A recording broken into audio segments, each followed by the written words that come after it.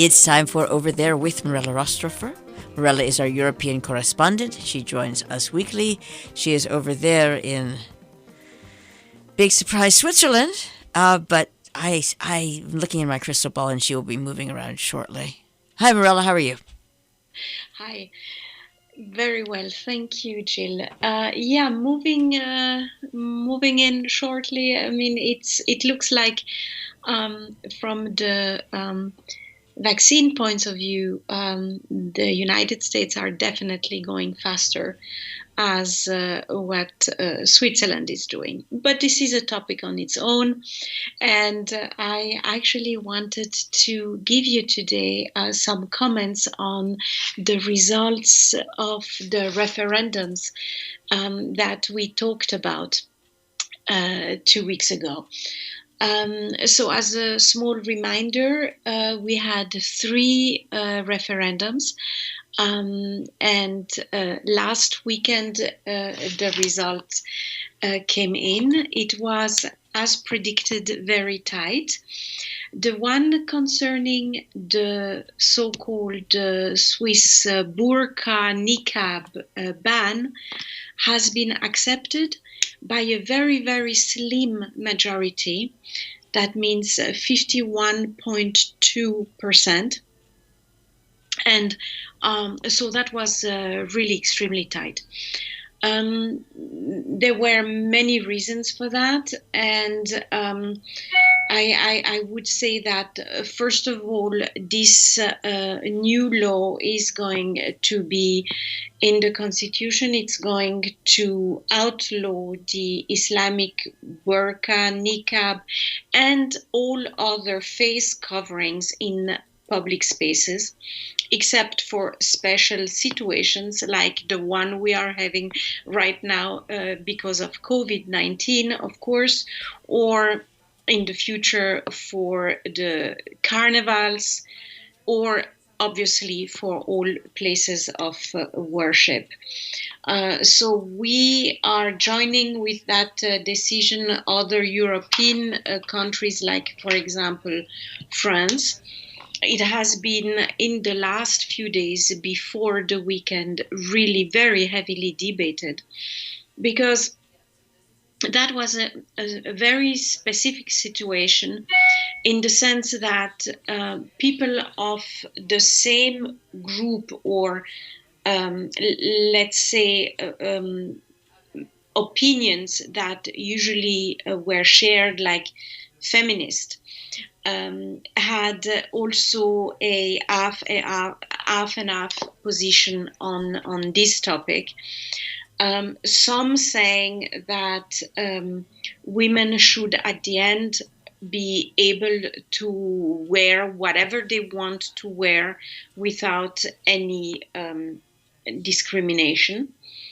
And the one who were against were saying that while it is true that women should be able to wear what they want, wearing niqabs or burqas was more a sign of patriarchal oppression, and that progressive Muslims did not want that to be also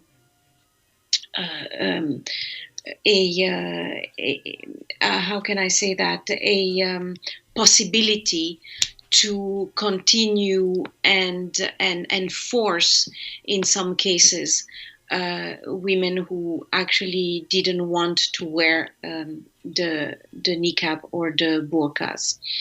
The reaction to the results were also very mixed, in the sense that some very spontaneous protest took place in some big cities in Switzerland. Not massive protest with thousands of people, but just people going down on the street and saying that they thought it was a very unfair referendum.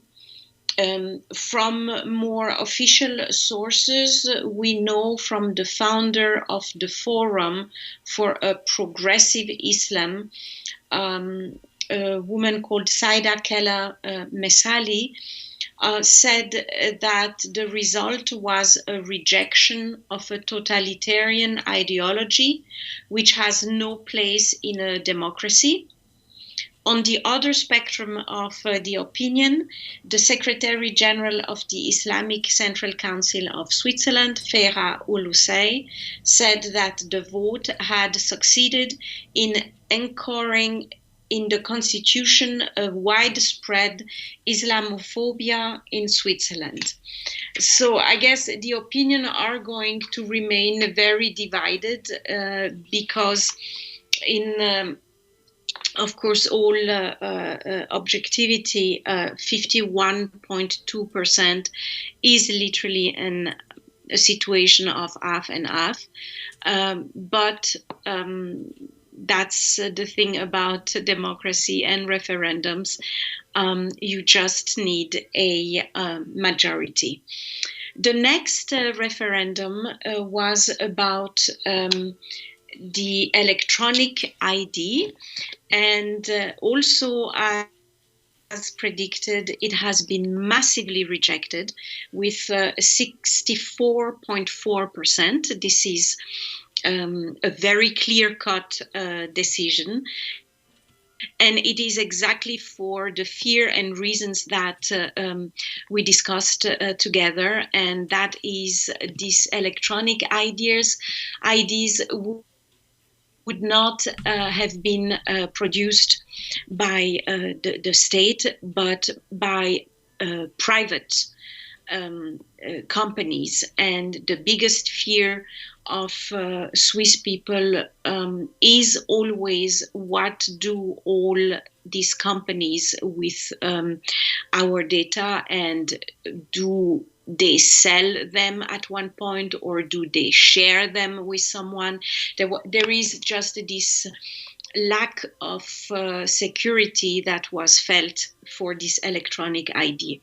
That being said, it is definitely, I think, something that will come soon enough in the future, but it will probably be done in other forms, maybe with a more transparent way. Who knows? This is not the end of the road, but more effort is going to be put in how exactly and from whom these ideas are going to be produced. And the third and last referendum was about the Swiss free trade deal with Indonesia, which we know was a very, very big deal considering the size of Indonesia, and it has been accepted also with a very slim 51.6%. It is no clear-cut victory, but it is a majority. There, the fears were about palm oil, mostly environmental issues, like the destruction of the rain forest, and globalization altogether.